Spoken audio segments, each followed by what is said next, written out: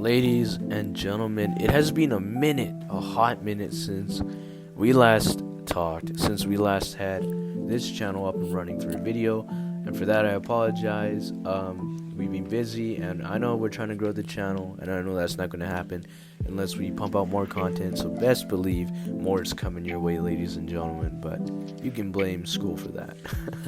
Anyway, enough talk about that. Let's talk about this trade right here. And before we get into it, I want to say that yesterday I actually made a video that I plan to upload today ideally, and I was editing it. It was about Anthony Beauvillier, the trade to acquire a fifth from Chicago.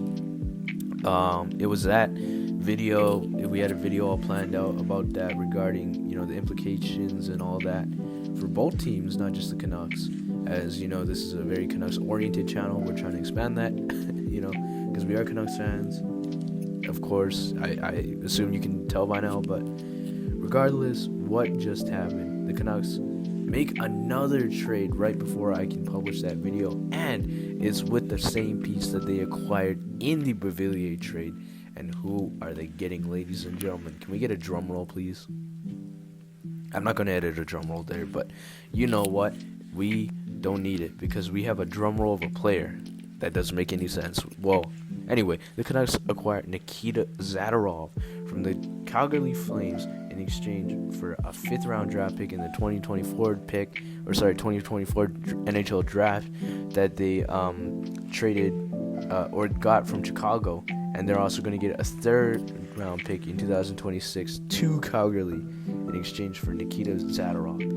And Zadorov, we know he's not playing against the Knights, so he will play Saturday against his former club in his first game with the Canucks, which is going to be, let's just say, interesting.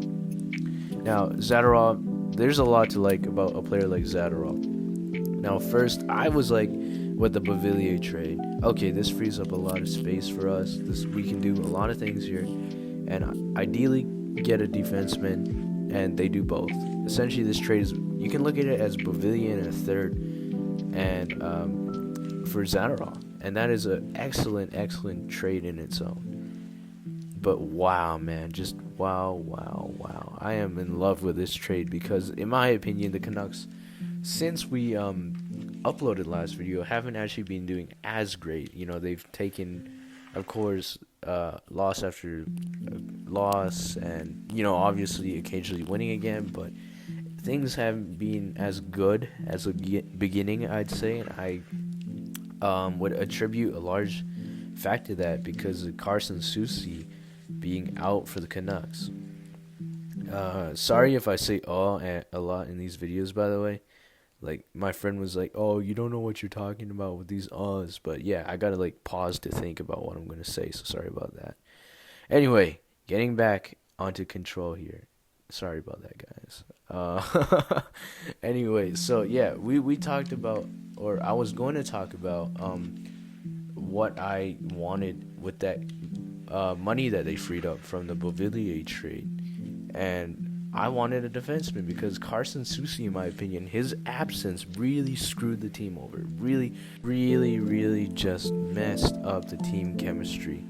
It turns out in the NHL, you need a competent D-core to actually win games. Wowza, you wouldn't believe it. But yes, that is exactly what the Canucks needed. Another defenseman to hold the fort while we wait for Soucy to return. I don't know why I just talk like that, but hey, you know what? I'm happy with this trade. Let's go over some numbers for Zadorov because he has 42 goals, 90 assists, 599 penalty minutes, 588 career games. Buffalo, Colorado, we all know how well he played in the bubble there. Chicago, and of course Calgary, which we traded for there. And he is going to be a free agent next year. I'm not too worried about re-signing him, probably for a lower cap hit. Let's hope. Let's fingers crossed here. But, let's see if he does good first before jumping into any contract talks. We just got the guy. I don't want to rush any contract talks here, or his long-term future here. I don't really want to get into that, but ideally he plays good for us, and he's a lock in the top 4 or a very, very solid third pairing guy who can come in and just kill it on the third pair on hopefully a playoff / contending team. Anyway, I'm really, really happy with this move. I'm really happy. I cannot stress enough how I felt the Canucks suffered and just suffered like a starving child without Carson Soucy. He's still on LTIR, and we don't know when he's going to be back. So this is an astonishingly good move right now to close the gap between now and then and get those needed wins so desperately that we need. I'm very happy. He's a two-way defenseman who's going to bring a lot more physicality to our team. My friend said, oh, he is like a slightly better defensive Myers. And yes, well, you know, Zadorov does have his lapse in judgment and that kind of stuff. I am not going to pretend like I haven't seen stuff from Tyler Myers that is almost unforgivable. So I will give Zadorov a chance here in Vancouver. I believe that he is a very, very solid addition to our blue line with the size and reach. And I'm very happy the Flames didn't even retain any of that salary, by the way. And yeah, an amazing trade from the Canucks perspective. From the Calgary Flames perspective, this is not an ideal situation. I get that there's a lot of teams sell on Calgary, and really this is what you would get in the cap era for that. So for anyone expecting like a first or a second for Zadorov, womp womp, that will not happen. Instead, you can take our fifth and third, I guess. But hey, Flames, don't worry, you guys are rebuilding, so this is kind of a trade that you need to make, and he was disgruntled. He had a trade request. Regardless, I'm very happy with this trade.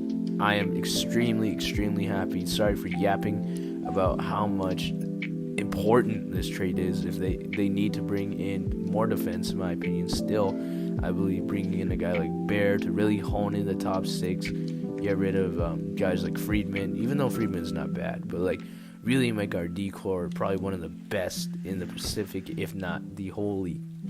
So I'm really enthusiastic about this trade. I believe that this is probably the biggest trade they could make right now, because this will close the gap.